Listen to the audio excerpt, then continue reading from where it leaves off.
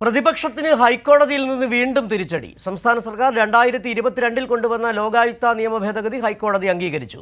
നിയമ ഭേദഗതിക്കെതിരെ രമേശ് ചെന്നിത്തല സമർപ്പിച്ച ഹർജി ചീഫ് ജസ്റ്റിസ് അധ്യക്ഷനായ ഡിവിഷൻ ബെഞ്ച് തള്ളി. സർക്കാർ നടപടി ഭരണഘടനാനുസൃതമാണെന്ന് കോടതി വ്യക്തമാക്കി. നിയമ ഭേദഗതി ഭരണഘടനാ വിരുദ്ധമാണെന്ന രമേശ് ചെന്നിത്തലയുടെ വാദം കോടതി തള്ളി. സർക്കാർ നടപടി നിയമാനുസൃതമാണ്. ജുഡീഷ്യറിയിലേക്കുള്ള കടന്നുകയറ്റമാണെന്ന പ്രതിപക്ഷവാദവും കോടതി അംഗീകരിച്ചില്ല. ശുപാർശ നൽകാനുള്ള അധികാരം മാത്രമേ ലോകായുക്തയ്ക്കുള്ളൂ. മാത്രമല്ല, നിയമസഭാംഗത്തെ അയോഗ്യനാക്കാൻ ലോകായുക്തയ്ക്ക് അധികാരമില്ല. ഈ അധികാരം ഭരണഘടനാ വിരുദ്ധമാണ്. അതിനാൽ ലോകായുക്ത ആക്ടിന് 2022 സംസ്ഥാന സർക്കാർ വരുത്തിയ ഭേദഗതികൾ കോടതി അംഗീകരിച്ചു.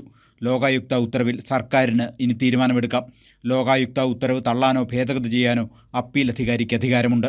ഭേദഗതി പ്രകാരം മുഖ്യമന്ത്രിക്കെതിരായ നടപടികൾ നിയമസഭയ്ക്കും, മന്ത്രിമാർക്കെതിരായത് മുഖ്യമന്ത്രിക്കും, MLA-മാർക്കെതിരായത് സ്പീക്കർക്കും തീരുമാനിക്കാം. ലോകായുക്ത കുറ്റക്കാരനാണെന്ന് കണ്ടെത്തിയതിൻ്റെ പേരിൽ മാത്രം ഇനി സ്ഥാനമൊഴിയേണ്ടി വരില്ല. ലോകായുക്ത ഒരു നിയമിക്കപ്പെട്ട സ്ഥാപനമാണെന്നും മുഖ്യമന്ത്രി, മന്ത്രിമാർ, MLA-മാർ എന്നിവർ ജനങ്ങളാൽ തിരഞ്ഞെടുക്കപ്പെട്ടവരാണെന്നും ജനാധിപത്യത്തിൽ ജനങ്ങളാൽ തിരഞ്ഞെടുക്കപ്പെട്ടവർക്കാണ് അധികാരമെന്നും സർക്കാർ നിയമ ഭേദഗതിയിലൂടെ ചൂണ്ടിക്കാട്ടി. ഈ വാദങ്ങളെല്ലാം ചീഫ് ജസ്റ്റിസ് അധ്യക്ഷനായ ഡിവിഷൻ ബെഞ്ച് അംഗീകരിച്ചു.